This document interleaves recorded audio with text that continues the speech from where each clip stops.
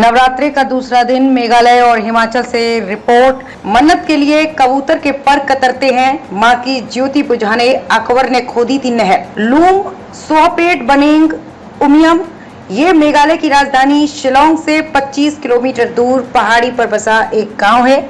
यहाँ ज्वालामाई का मंदिर है। मंदिर में कई दशकों से निभाई जा रही 3 परंपराएं दूसरे मंदिरों से बिल्कुल अलग हैं। पहली बिना छोंक की खिचड़ी, दूसरी मन्नत वाले कबूतर और तीसरी घर से लाए गए चावल की। मंदिर की देखभाल, पूजा पाठ और रीति रिवाज निभाने की जिम्मेदारी कई दशकों से 2 परिवारों के पास है। इनमें एक परिवार भारत का तो दूसरा नेपाल का है। खास बात तो यह है कि इस ईसाई बाहुल्य इलाके में ईसाई समुदाय भी मंदिर की मान्यताओं पर अटूट विश्वास रखता है। टैक्सी से मंदिर पहुंचते ही सबसे पहले मैं यहाँ के पुजारी पंडित टीकाराम पराजली से मिली। मैंने अपने आने की सूचना उन्हें पहले ही दे दी थी। मिलते ही उन्होंने कहा, पहले नीचे मंदिर प्रांगण में चलते हैं। वहाँ एक महिला चूल्हे पर कुछ पका रही थी। मैंने पंडित से पूछा, चूल्हे पर ये महिला क्या बना रही है? पंडित ने कहा, वो मेरी पत्नी है, माता रानी के लिए खिचड़ी का भोग बना रही है।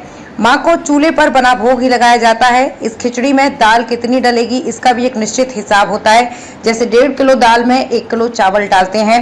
इसमें छौंक नहीं लगाया जाता, ये सिर्फ उबाल कर बनाई जाती है। मंदिर 1946 में बना है, लेकिन मंदिर का इतिहास तो कई हजार साल पुराना है।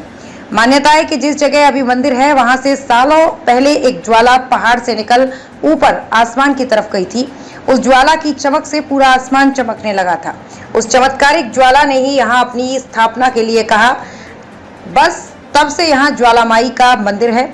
पंडित टीकाराम कहते हैं, यहाँ दूर दूर से लोग मन्नत मांगने आते हैं और मुराद जब पूरी हो जाती है तब कबूतरों का जोड़ा चढ़ाते हैं।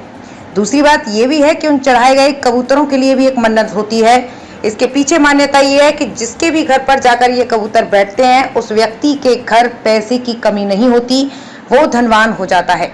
गांव से बाहर कबूतर ना उड़े इसलिए लोग उसके पंख को काट देते हैं। ऐसे में कबूतर गांव के ही घरों में रहते हैं।